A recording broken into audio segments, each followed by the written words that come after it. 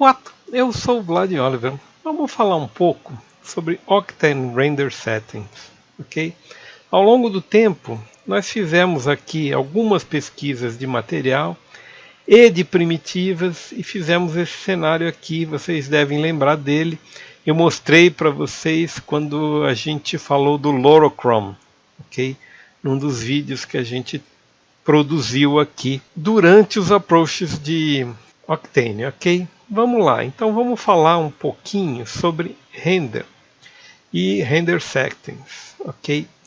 Basicamente é o seguinte, o render, vamos trazer o render settings aqui, o render, ele se divide em alguns tipos diferentes aqui, InfoChannel, Direct Lighting, Path Tracing e PMC, ok?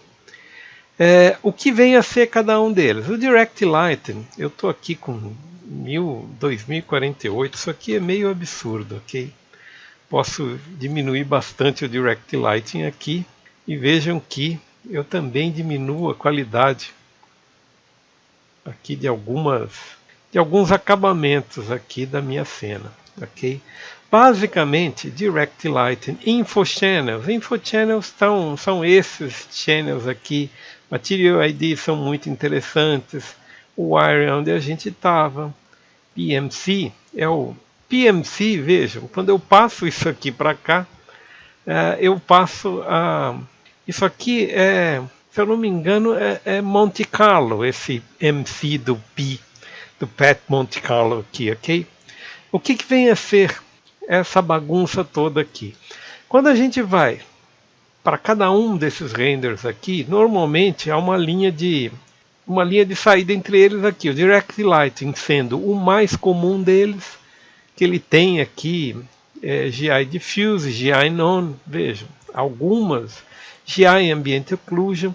Isto tem a ver, vejam, GI Ambient Occlusion e GI Diffuse tem a ver um pouco com o cálculo de sombra aqui, ok? Vejam que a sombra é um pouquinho mais nítida aqui. Mas vamos explicar melhor tudo isso aqui. Basicamente é o seguinte, o Direct Lighting, ele trabalha dentro destas variáveis aqui, ok? Já o Path Tracing, ele é um unbiased. Vocês devem lembrar que vem para 16.000 aqui, ou seja, o salto é uma barbaridade, ok? E o Path Tracing significa necessariamente que você está fazendo cálculos de refração interna do movimento, ou seja, do teu objeto. Ou seja, você vai precisar isso caso você tenha subsurface scattering, caso você tenha objetos transparentes, caso você queira ambientes aqui com fog, etc, etc. O Path Tracing é o mais indicado. E o Monte Carlo aqui é outra coisa, eu vou voltar em cada um deles, ok? Para explicar mais detidamente. Algumas coisas que a gente vai usar na nossa setagem. A primeira delas é que quando você está em Path Tracing, duas coisas você tem que levar em consideração. A primeira é, se você realmente precisa do Path Tracing na parada, se você tem elementos aqui que você precisa de um cálculo interno, isso é uma coisa, ok? Nossa bonequinha, por exemplo, tem subsurface scattering, vai precisar de Path Tracing. Objetos transparentes, a gente vai precisar de ajuda, etc, etc. A outra coisa tem a ver com Diffuse Depth e Specular Depth. O que são esses Diffuse Depth? E vejam que aqui eu já tenho uma explicação a dar a respeito do Specular Depth. Quando o meu Specular Depth está em 0, ele não faz o cálculo interno. Então vejam que todos esses objetos aqui que estão em preto, se eu vier aqui, ainda não, 2. Eu começo a ver algum tipo de transparência, ponto. Vejam. Aí vocês vão me perguntar, mas como é que você vê, o que está acontecendo aqui? Aqui o que está acontecendo é o seguinte, o Specular Depth tem a ver com cálculo refrativo, ou seja, um objeto transparente, o raio incidente aqui, ele vai bater aqui, vai entrar como um prisma aqui, ele vai se refratar. Então, quanto maior for meu número de refrações, Mas o cálculo vai ser preciso enquanto transparência, porque os raios vão ter a possibilidade de bater várias vezes, etc, etc. O specular depth tem a ver basicamente com a quantidade de vezes.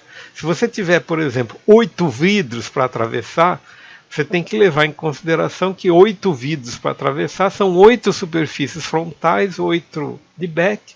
Então, a refração vai ser de 16 vezes e a gente vai ter que aumentar absurdamente a refração. Outra coisa tem a ver com a difusão, ou seja, o diffuse faz com que minhas sombras, meu espalhamento da luz aqui seja mais preciso. Então, quanto maior aqui é a tua precisão, maior vai ser a precisão da imagem, mas nem sempre você precisa de um cálculo grande. Ou seja, conforme a imagem vai se tornando mais sofisticada, você precisa de mais coisa nela, ok? Basicamente, essa é a informação mais básica, mais neutra possível, é aquela que eu sei dizer sem recorrer a dicionário nenhum, ok? Vamos lá mais um pouquinho. Vejam, isso aqui chama-se Progressive Monte Carlo. Estava tentando lembrar o nome desse Progressive Monte Carlo. Quando você coloca ele para render aqui, você consegue ver essa na setagem comum.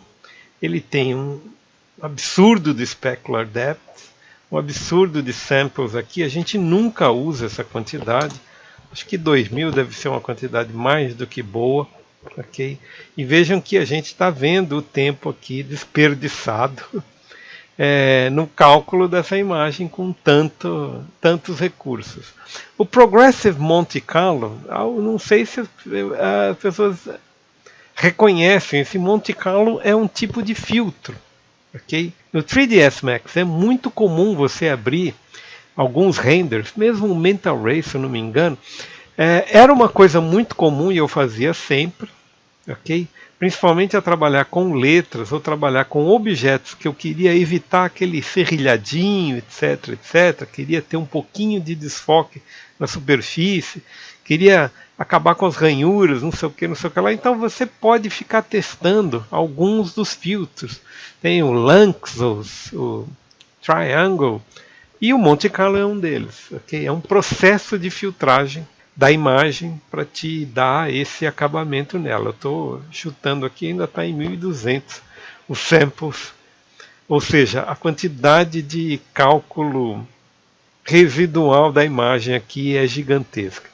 Muito bem, no InfoChannels ainda, vejam, aqui eu tenho todas as minhas possibilidades de render passes. Eu mostrei aqui, mas é aqui que eu posso vê-las com mais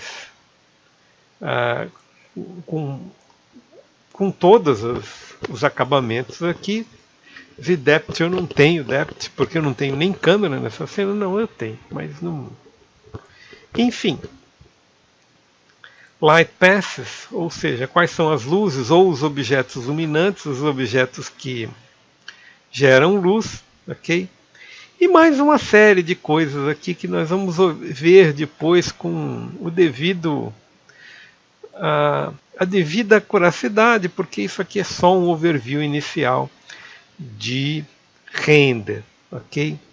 Eu ainda vou passar pelo render passes, vou passar por tudo isso aqui, a gente vai falar muito sobre tudo aqui, opacity, IOR, enfim, né? É um monte de coisas. Quando você quer fazer uma imagem em render pass, eu vou confessar a vocês que até hoje eu uso um esquema muito antigo de render pass que funciona muito bem para o After Effects. Eu ainda não resolvi vir aqui e criar um sistema de render passes entre o Octane e o After Effects. Então eu não sei direito ainda como utilizar isso aqui. Vai ser bastante interessante a gente poder trabalhar isto no seu devido tempo aqui, ok? Vamos lá. Muito bem, esse é um primeiro approach. Nós vamos falar muito sobre as setagens de render aqui. Por enquanto é isso aí, nos vemos no próximo vídeo.